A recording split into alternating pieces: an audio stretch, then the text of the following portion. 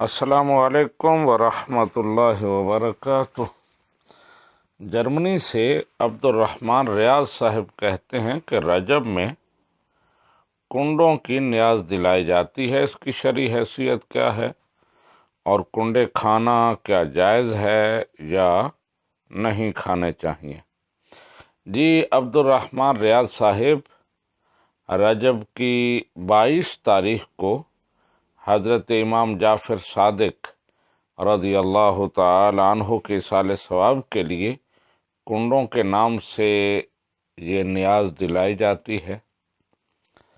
اس میں بنیادی کنسیپٹ تو ایصال ثواب کا ہے اور ظاہر ہے اہل سنت کے نزدیک ایصال ثواب جائز ہے، احادیث سے اور صحابہ کرام اور اہل بیت اطہار کے عمل سے ثابت ہے۔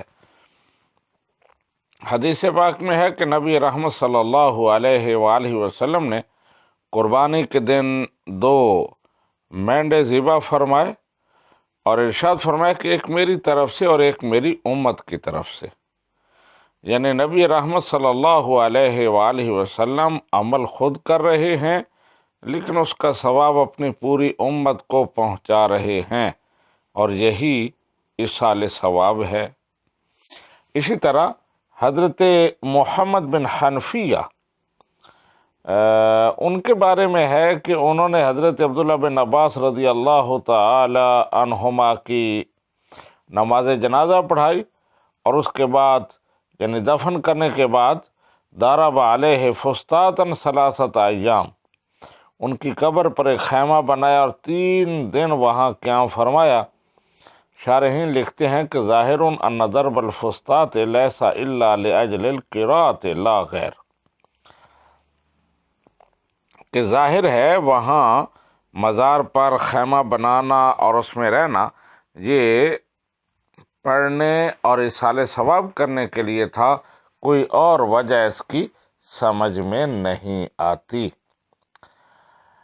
اسی طرح فقہ کی کتابوں میں بھی اس بات کی صراحت ہے کہ ایصال ثواب جو ہے یہ اہل سنت کے نزدیک جائز ہے، اور اس کی اصل جو ہے وہ موجود ہے۔ تبیین الحقائق شرح کنز الدقائق، اس میں ہے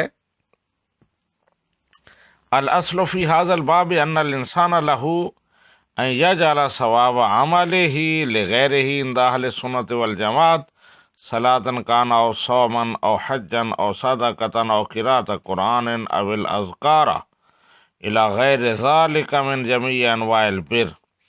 کہتے ہیں کہ اس میں اصل یہ ہے کہ انسان کے پاس اختیار ہے کہ وہ عمل کرے اور کسی کو ایصال کر دے، اور یہ اہل سنت کے نزدیک جائز ہے، وہ نماز ہو، روزہ ہو، حج ہو، صدقہ ہو، قرأت قرآن پاک ہو، ذکر اذکار اور کوئی بھی نیکی کر کے ایصال ثواب کی جا سکتی ہے۔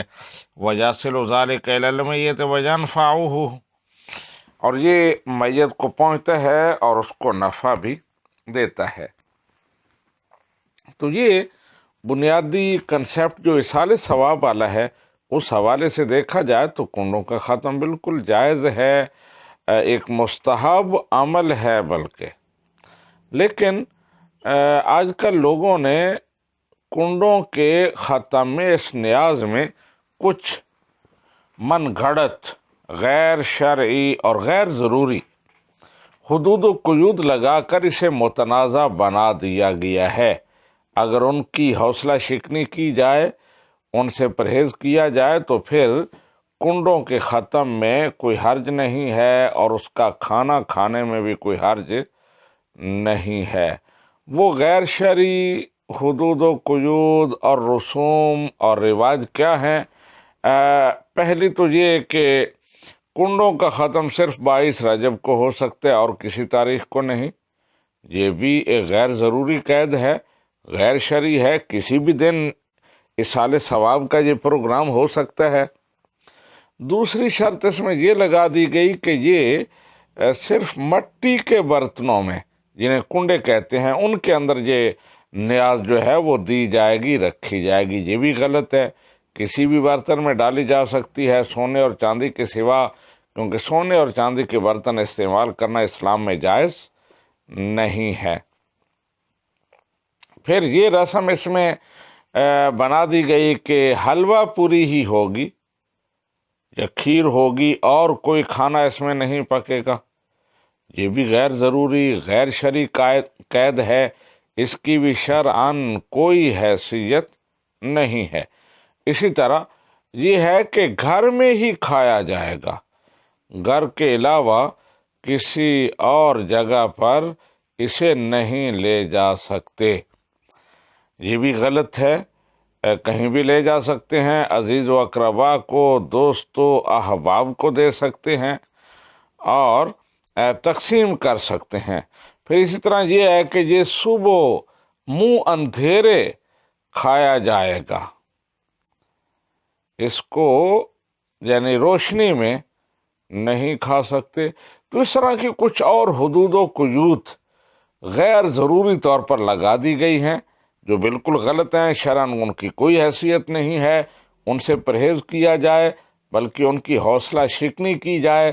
صرف ایصال ثواب جو ہے وہ اس پروگرام کا مقصد ہو تو یہ شرعاً جائز ہے، اور کنڈے کھانا بھی جائز ہیں، ان میں کوئی حرج نہیں ہے۔